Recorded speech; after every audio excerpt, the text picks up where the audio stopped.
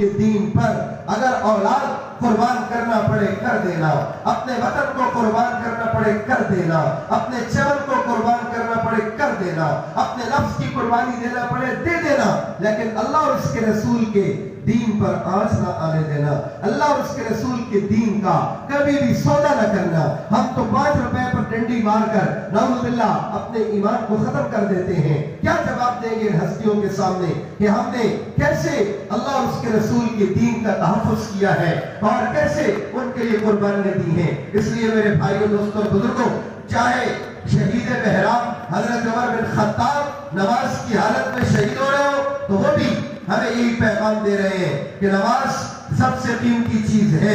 और हज़रत सैयदना इमाम हुसैन रज़ी अल्लाहु अन्हु का करबला का सजदा भी हमें यही पैगाम दे रहा है कि अल्लाह और उसके रसूल का हुक्म, नमाज ये सबसे कीमती चीज है, ये हमसे न छूटने पाए। मैंने खुतबे में जो आयत पढ़ी वो भी इसी के साथ मुताल्लिक है कि अल्लाह क्या फरमाते हैं। हर कोई चाहता है अल्लाह मेरे साथ हो जाए, हर कोई चाहता है अल्लाह मेरे साथ हो जाए और मैं कामयाब हो जाऊं, लेकिन कामयाबी उसने दुनिया को समझ लिया, दुनिया की चीजों को समझ लिया, ये कामयाबी नहीं है। कामयाबी मैं बतला चुका हूं, सर मेरे पे चढ़ जाए अल्लाह के लिए, ये कामयाबी है।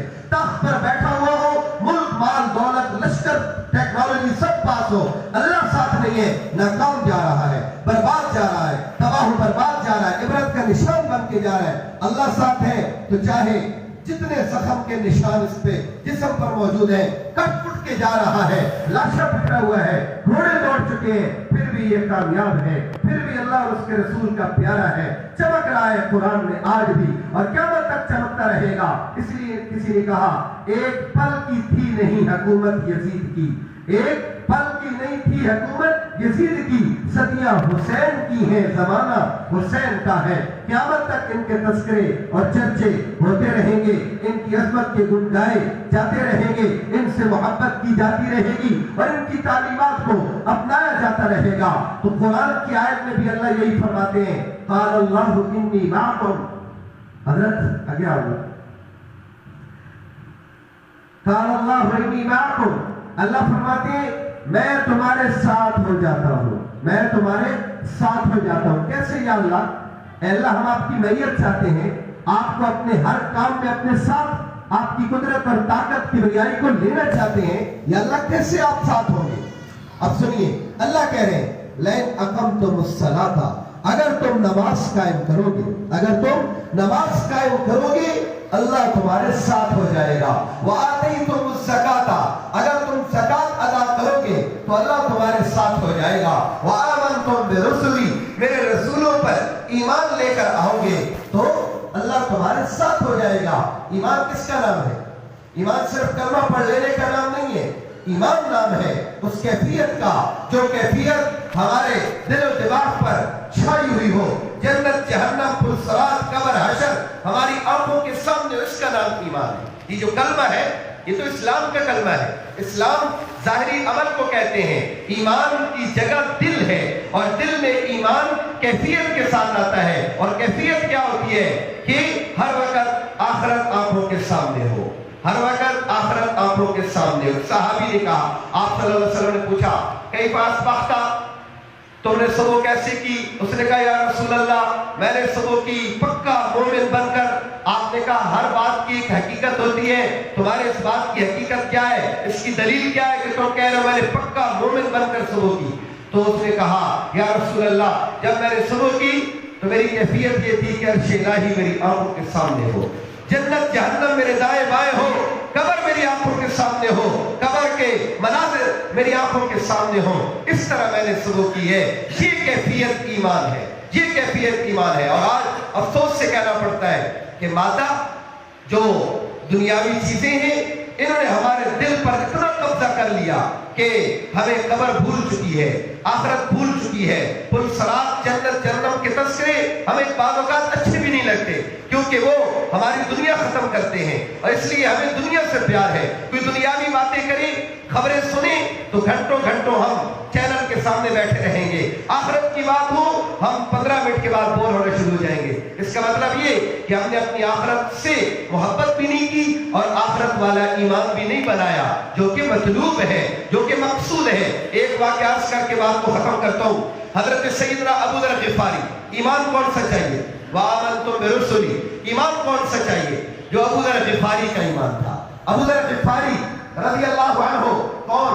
جن کے بارے میں میرے نبی نے کہا 3 لوگ ایسے ہیں جنت ان کی مشتاق ہے، جنت ان کو خود چاہتی ہے، ایک سلمان، ایک مقداد اور ایک ابو ذر رضی اللہ عنہ۔ یہ ابو ذر رضی اللہ تعالی عنہ یہ دنیا کو جمع کرنا گناہ سمجھتے تھے، ان کا ایک اپنا نظریہ تھا باقیوں سے ہٹ کر۔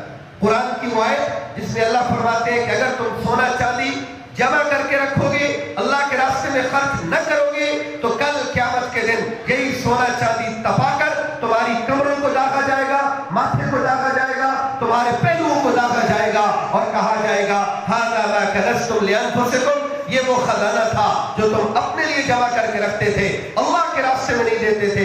تو یہ اس آیت کی وجہ سے کسی کو مال جمع کرنے نہیں دیتے تھے، اگرچہ اس کا مطلب یہ تھا کہ جو زکوٰۃ ادا نہ کرے اس کے لیے یہ حکم ہے، لیکن وہ کہتے تھے کسی کے پاس مال و دولت جمع نہ ہو، جس کے جمع دیکھتے اس کے پیچھے لگ جاتے تھے۔ حضرت سیدنا عثمان غنی رضی اللہ عنہ نے ان کو مشورہ دیا کہ ایک تو آپ فتویٰ نہ دیا کریں کیونکہ یہ آپ کا اپنا ایک نقطہ نظر ہے، دوسرا یہ کہ آپ اگر اس وجہ سے شہری آبادی میں رہیں گے تو جو نظام زندگی ہے وہ معطل ہو جائے گا، تو اس لیے آپ کسی اور جگہ پر جا کر رہ لیجیے۔ تو انہوں نے جو ہے وہ مدینہ سے باہر ایک جگہ ہے، وہاں جنگل میں ایک جھونپڑا بنا دیا، وہاں جا کر رہنے لگے، وہاں چند عرصے تک رہے اور چند عرصے کے بعد بیمار ہو گئے اور ایسے لگا کہ بس اب آخری وقت ہے۔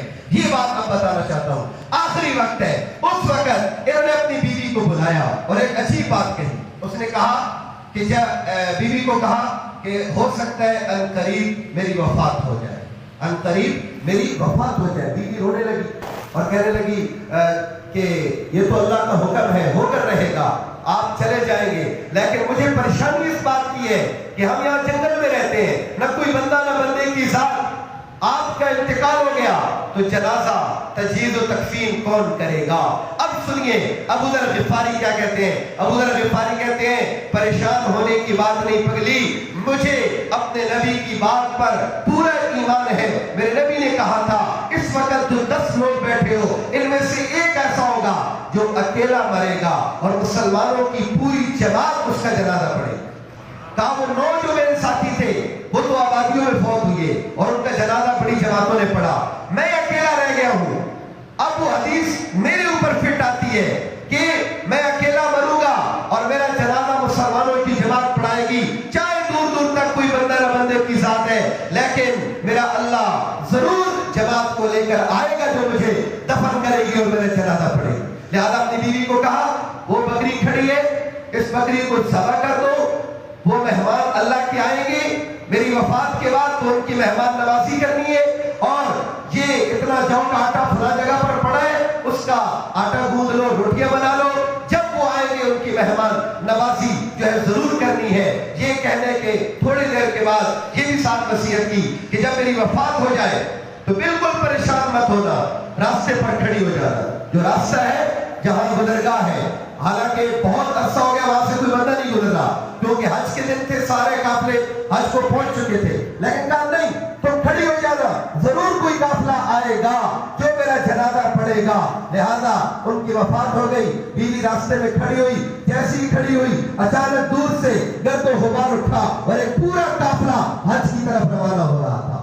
حالانکہ حج شروع ہو چکا تھا، اب قافلے کا کوئی نام و نشان نہیں، لیکن اچانک عبداللہ بن مسعود رضی اللہ عنہ کو حج کے امیر نے پیغام بھیجا کہ آپ ایک جماعت لے کر آ جاؤ، یہاں آپ سے کوئی کام ہے۔ تو وہ اس کام کے سلسلے میں آ رہے تھے اور جب پہنچے بیوی کھڑی ہے ان کی، پوچھا کیوں کھڑی ہو؟ کہا ابو ذر کا انتقال ہو گیا، کوئی جب دفن کفن کرنے والا ہے نہیں۔ جیسی سنا عبداللہ بن مسعود نے تو اللہ اکبر، ابو ذر میرے بھائی ان کا انتقال ہو گیا، چلو ہم پہلے ادھر جائیں گے پھر حج پہ جائیں گے، اور گئے اور ان کا جنازہ تجہیز و تقسیم کی۔